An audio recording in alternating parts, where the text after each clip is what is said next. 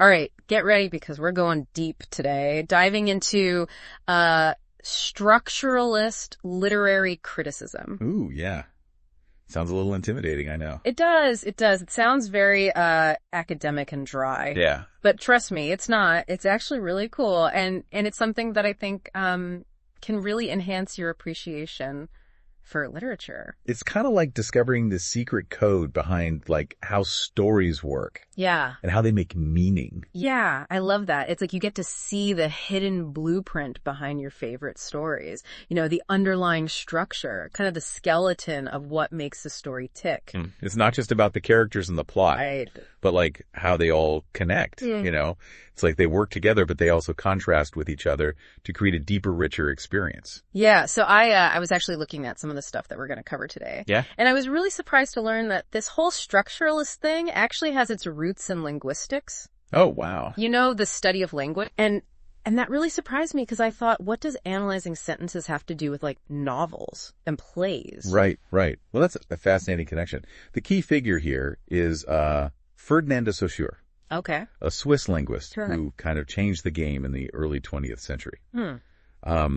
Saussure, he said to understand language, you can't just look at the history of individual words. Okay. You need to understand the system, how the system works. So instead of looking at how words evolved over time, Right. he was more interested in, like, how it functions in the overall system of language. Exactly. Okay. And he came up with this really important distinction between lang and parole. Lang and parole. Yeah, and lang is like the rule book of language. It's like the underlying system that makes communication possible. Okay.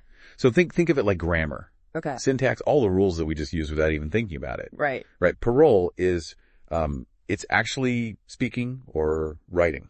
Individual instances of language actually using it. So Lan is like knowing the rules of chess. Yeah. And parole is making an actual move in a game. That's a perfect analogy. Okay. And this kind of leads us to one of Saussure's most famous and influential ideas. Okay. The concept of the signifier and the signified. Signified. Yeah. And I know this might seem a little abstract at first, but it's actually really straightforward. Okay, well, hit me with it. All right. So the signifier is the actual word or symbol we use to represent something. Okay. It could be a spoken word, written word. It could even be a gesture. The signified is the concept or the meaning that the signifier points to. Okay.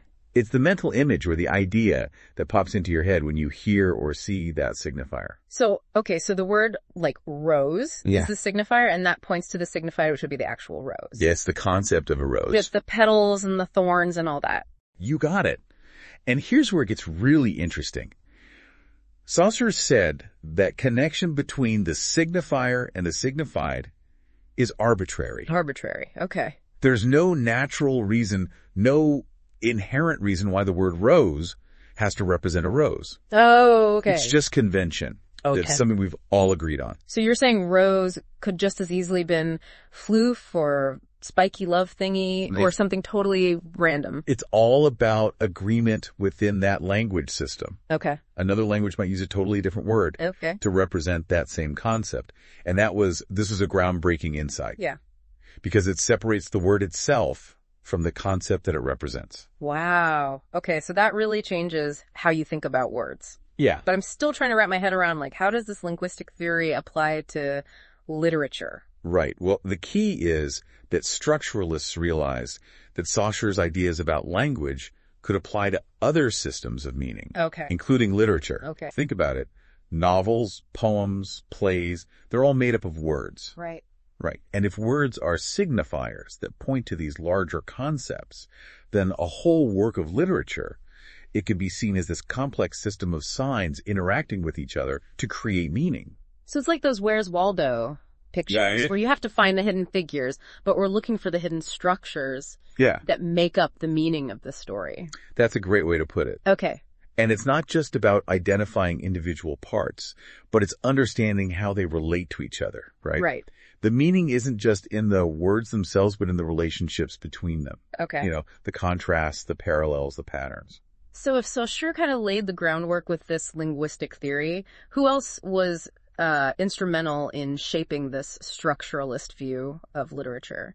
Well, another really big name is Claude Lévi-Strauss, Okay. a French anthropologist who did a lot of work with myths that was hugely influential. Okay, so anthropology. That seems a little far afield from literature. I know it does.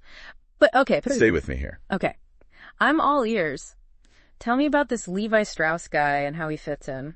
So Lévi-Strauss was fascinated by myths from all these different cultures around the world, and he studied them, like, meticulously, really carefully. And he found something really amazing. Okay. Despite how different they seemed on the surface, these myths often had really similar underlying structures. Almost like there was a universal code to storytelling. Whoa, so he's saying there's like a hidden blueprint for myths. Yeah. A pattern that repeats itself across cultures. Uh-huh. That's crazy. It is. And this discovery led Lévi-Strauss to argue that myths, like language, function as these systems of signs. Okay. So they're using symbols and characters and plot elements as signifiers to convey deeper meanings about the culture's beliefs, values, worldview.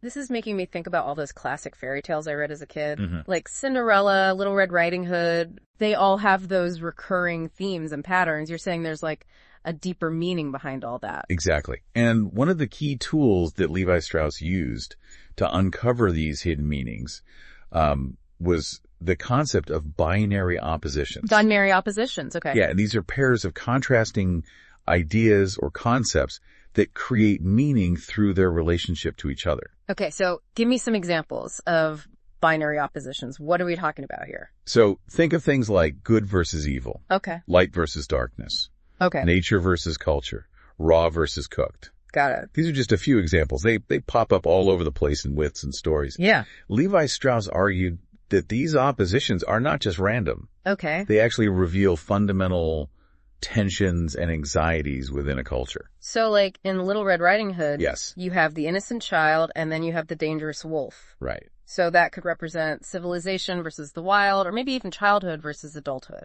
That's a great example. And by analyzing these binary oppositions, we can start to understand the deeper symbolic meanings that are embedded in the story. Okay, I think I'm getting it.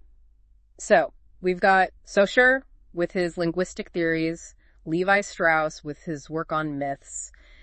Where do we go from here? Like, how did these ideas make their way into literary criticism? Well, there's another important movement that kind of paved the way for structuralist literary theory, and that's Russian formalism. Russian formalism. Okay. Yeah, this was a school of thought that emerged in the early 20th century. Okay. And while it wasn't strictly structuralist, it shared some of the key ideas and methods. All right, so tell me more about these Russian formalists and how they fit into the picture.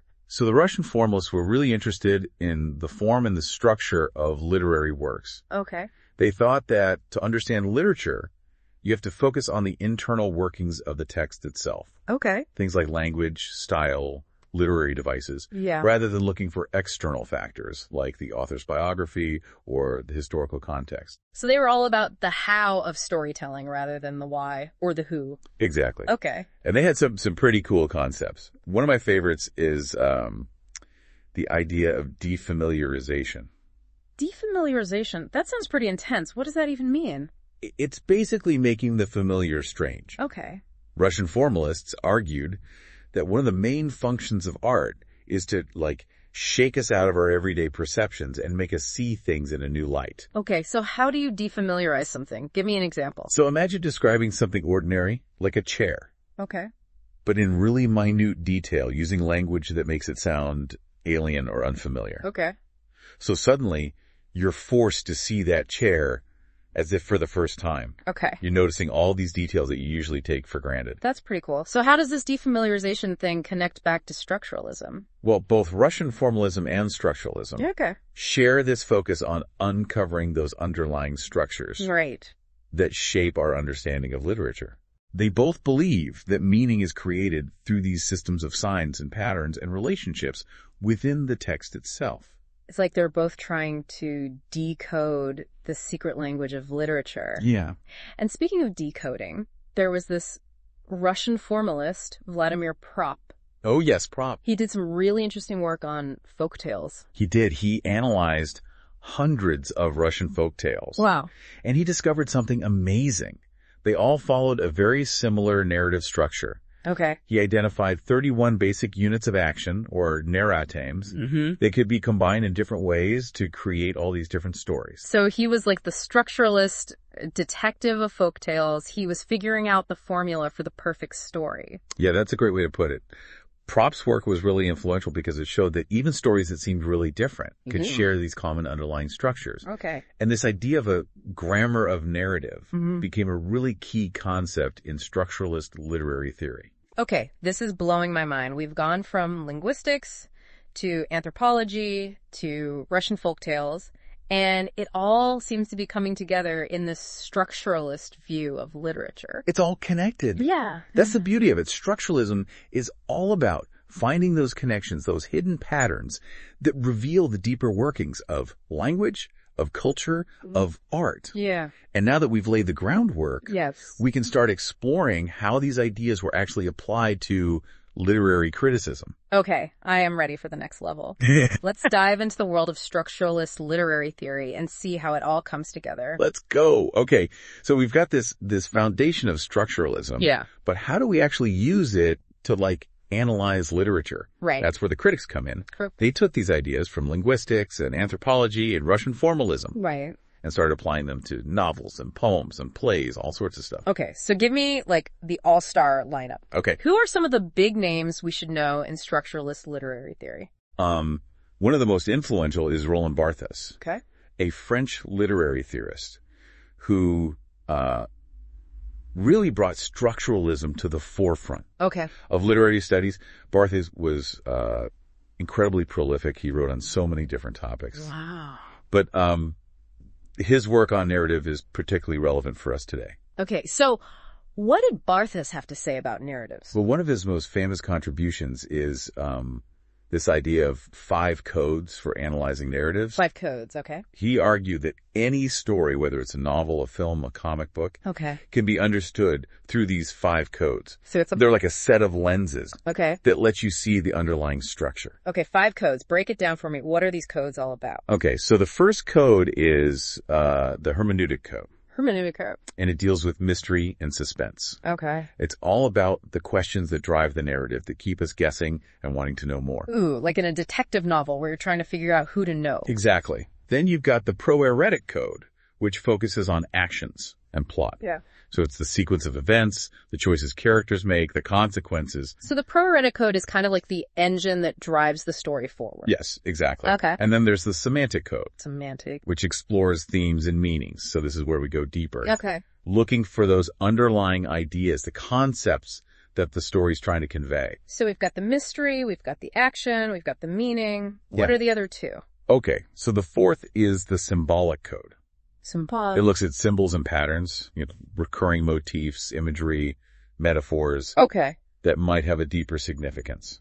So like if a certain color keeps popping up in a novel, or if there are a lot of references to birds or water, Exactly. that could be a sign that something symbolic is going on. Exactly. Okay. And finally, there's the cultural code, Cultural code. which takes into account the social and historical context. Oh. So it helps us to understand how the story reflects the values and beliefs Of the time. of the culture it was created in. Yeah, That's a lot to take in. it is. But it's really fascinating. So Yeah. if we were to take a classic novel, like Pride and Prejudice, Yeah, could we use these 5 codes to analyze it? absolutely. Think about the hermeneutic code in Pride and Prejudice. Okay. Right from the beginning, we've got that mystery of Mr. Darcy. Yeah. He's handsome, wealthy, but also kind of aloof and proud. Right. We're immediately curious about him, and we want to know more. And then there's the question of whether Elizabeth and Darcy will end up together. Exactly. It keeps you guessing. The hermeneutic code is working, Right? and then you've got the proeretic code Okay. driving the plot forward with all those social gatherings, the family drama, of course, the romantic misunderstandings. And the semantic code would delve into all those themes of love and class and social prejudice, the role of women in 19th century England. Yes. Oh my gosh. And the symbolic code can unpack the meaning of things like letters or dances or even those big country estates. Right. All those things carry symbolic weight. And the cultural code would help us to understand like, how the story reflects the social norms and expectations of Austen's time. Exactly. It's really amazing to think about how these codes work together. It is. To create such a rich narrative. It is, and Barthes wasn't alone in developing these tools for analysis. Okay. Another important figure is Algirdas Julian Greimas, Okay. a Lithuanian-French semiotician Okay. who developed a model for understanding character roles Okay. and motivations. All right, tell me about Greimas. Okay, so he's best known for his ectantial model. Ectantial model. Yeah, which breaks down narratives into 6 basic roles. 6 roles, okay. Or actants. Yeah. So the first actant is the subject. Subject. Which is the main character who desires something. Okay. The second is the object. That's the thing that the subject desires. So in Pride and Prejudice, Elizabeth Bennet would be the subject, and maybe like love or happiness would be the object. Exactly. Then you've got the sender. James Erner. Who motivates the subject to go after that object. It could be a person, an institution, even an abstract force like fate. So for Elizabeth, it could be her own desire for a fulfilling life, or maybe societal pressure to marry well. Right, exactly. Okay. And then you've got the receiver. Receiver. The one who ultimately benefits when the subject gets the object. This could be the subject themselves, or it could be someone else. So like in a romantic comedy, Yeah. the receiver would be the subject and the object, because they're seeking love, and ultimately they find it. So, and then the last two, we've got the helper and the opponent. Oh, okay. So the helper aids the subject on their quest. Right. The opponent hinders it. This is starting to sound a lot like the hero's journey. It is. It's very similar. Yeah. So in Pride and Prejudice, Mr. Darcy could be seen as the object of Elizabeth's desire, but also a helper. Okay. Because he helps her to overcome obstacles. Right. And then you've got Lady Catherine de Bourgh, who's trying to stop them from getting together. So she would be the opponent. Definitely the opponent. Yes. That's great. And Greimas's model is great because it can be applied to all different kinds of narratives. Yeah. It helps us to understand character motivations and relationships in the story. This is so cool. It's like we're learning a whole new language for talking about literature. Yeah. And speaking of new languages, we should talk about Cvetan Todorov. Yes. A Bulgarian-French literary theorist who had some fascinating ideas about genre.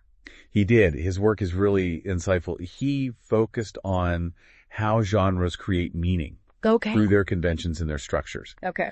He was particularly interested in what he called the fantastic, which is that feeling of hesitation that we get when we encounter something supernatural or uncanny. Ooh, like when you're watching a horror movie and you're not sure if the monster is real or just in the character's imagination. Exactly. Okay. And Todorov argued that this hesitation, yes, this is a key element of the fantastic genre. Okay. And he connected it to structuralism by showing how genre conventions really rely on this set of shared rules and expectations.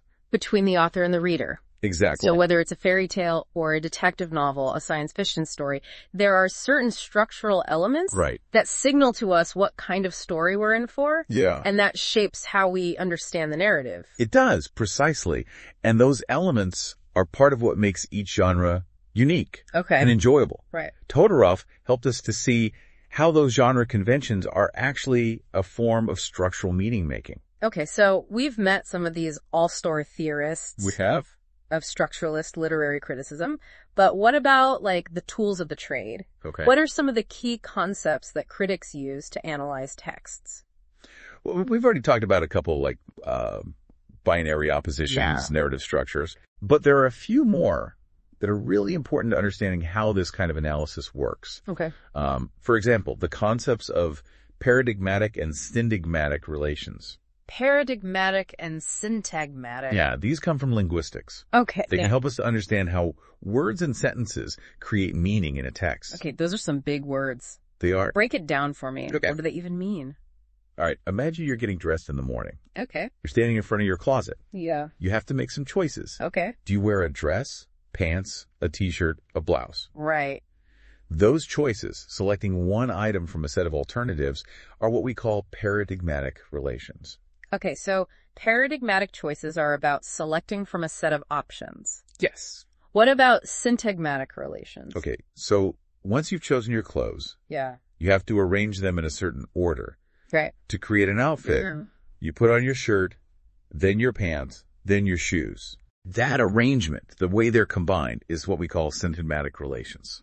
So it's like paradigmatic is the vertical choices, selecting from a range of possibilities. Yeah. And syntagmatic is the horizontal arrangement of those choices, the way they're combined to make meaning. Exactly. Okay. And that applies to language as well. Okay. When an author is writing, they're making both paradigmatic and syntagmatic choices. Okay. They're choosing specific words from, a vocabulary, a set of possibilities. Right. That's paradigmatic.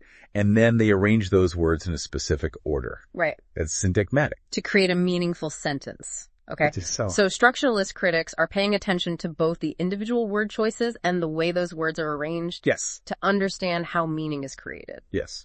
That's interesting. It is. And it leads us to another key concept. Codes and conventions. Okay. We talked about Barthes' 5 codes. Right. But more broadly, codes refer to the systems of signification that structure texts. This can be literary codes, like genre conventions or cultural codes, right, like social norms. So when we read a novel, we're not just reading the words. Right. We're reading through the lens of all these codes. Exactly. So, for example, if we read a detective novel, we kind of expect certain things to happen. Yeah. We expect there to be a crime, a detective, clues. Right. And eventually a resolution. And those expectations are part of what makes detective novels so enjoyable. Yeah. We know the rules of the game, and we get a thrill from seeing how the author plays with them. Precisely. Yeah. And structuralist critics want to understand how those codes and conventions work, how they shape our experience. Okay. And how they reflect the culture that the text came from. This is all starting to make so much sense. Good. But I also have to ask, are there any limitations to this approach? Does structuralism have any blind spots? Yeah, it's like we've been given this incredible toolkit, to break down stories and understand them. But, I'm wondering, is it too neat and tidy? Like, are we missing some of the messiness of real life and literature by just focusing on these structures? That's a really good question, and it gets at some of the criticisms of structuralism. Okay. One of the big ones is that it can neglect the historical and cultural context. Okay. By focusing so much on the internal structures, we might overlook how those structures are influenced by the time period, the events, the cultural values that shape the author. So it's like we're so busy looking at the beams and the blueprints of the building. Yeah. That we forget to actually step outside and look at where the building is. Exactly. The landscape, the weather, the neighborhood. That's a great way to put it. And that context can be so important to fully understand the meaning. Okay.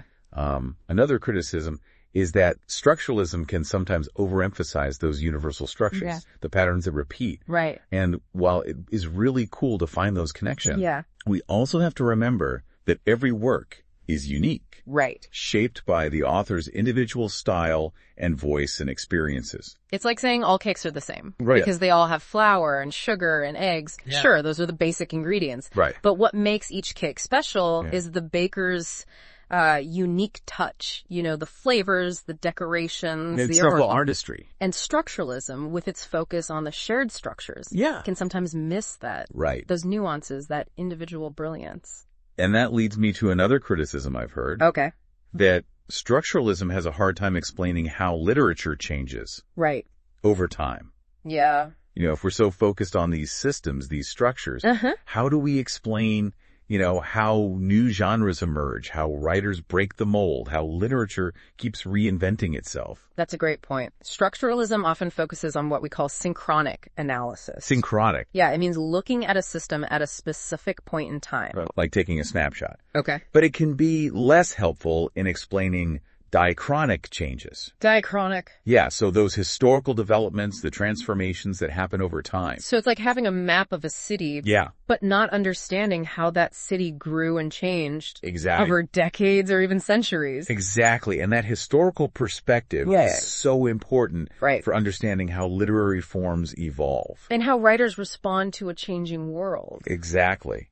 And these limitations have led some critics to move beyond structuralism. Okay. To embrace more dynamic approaches that take those things into account.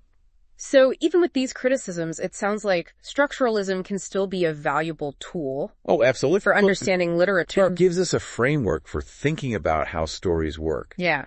for uncovering those patterns, the connections that we might not have noticed. Right. It can make us more attentive readers, more aware of the choices authors are making. Yeah. More sensitive to how language creates meaning. It's like we've been given X-ray vision for literature. Yes. We can see beneath the surface, understand how it all fits together. Exactly. Even if it's not the end-all, be-all of literary theory. Yeah. It's definitely made us understand more about stories. Well, I know I'll never look at a book or a movie the same way again. That's good. This has really changed my perspective. It's a powerful tool. Yeah. And here's something to think about. Okay. Could we apply this to other forms of art? What about music or painting? Yeah. Do those art forms also have these underlying structures? It's a great question. I'm definitely going to be on the lookout for those blueprints. Yeah. Now that I know they exist. Me too. Well, thank you so much for taking us on this journey into the world of structuralist literary criticism. Absolutely. It's been a pleasure. It's been fascinating, and I know I've learned a lot, and I hope our listeners have too. So until next time, happy reading, everyone.